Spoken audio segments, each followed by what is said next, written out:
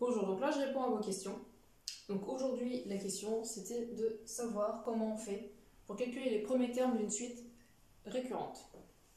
Donc là on considère la suite un définie par un plus 1 est égal à 3un moins 6 et on va nous donner par exemple que u0 égale à 4 et on voudrait calculer u1 et u2. Donc là on voit bien notre premier terme pour notre suite et notre formule de récurrence. Donc pour calculer U1, donc je vais faire 3 fois le terme d'avant. Donc mon indice, ça veut dire que n plus 1 égale à 1. Ce qui veut dire qu'ici n fait 0. Ça veut dire que ici, j'ai bien suivi avec l'indice 0. Donc ça fait 3 fois U0 moins 6.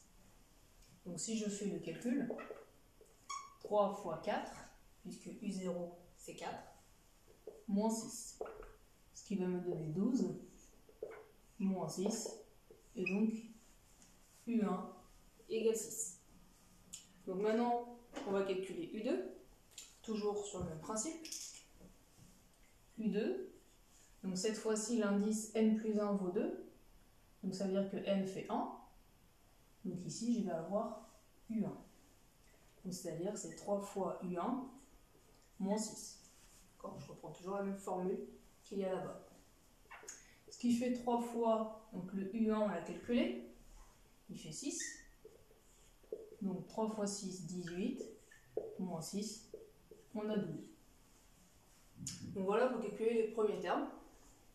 On pourrait nous poser la question, est-ce que cette suite semble croissante ou décroissante? Ou alors on peut poser la question, conjecturer la variation de cette suite.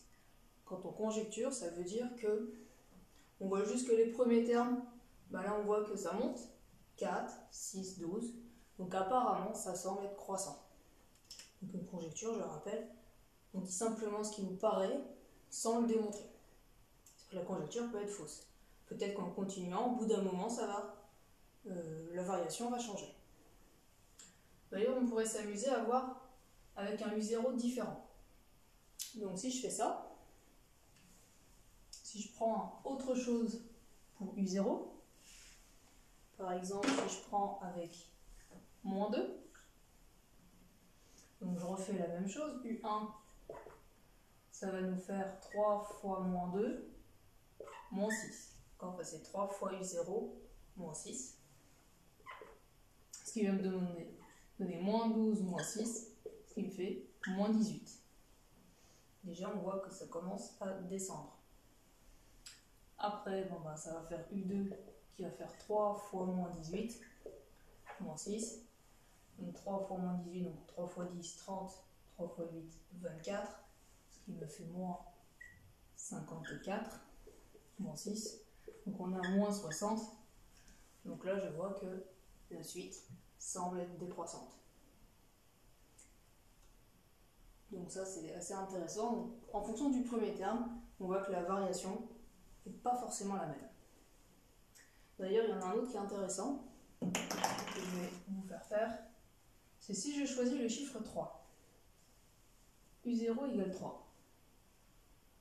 Si je fais dans la formule 3 fois 3, moins 6.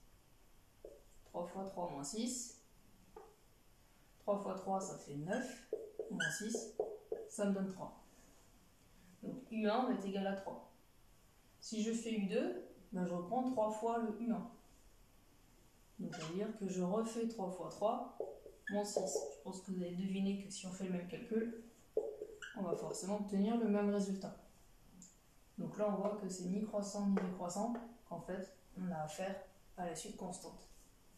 Donc des fois on a des valeurs comme ça, où ça sera tout le temps les mêmes termes. Donc voilà un petit peu le petit exemple de comment on calcule les premiers termes d'une suite récurrente.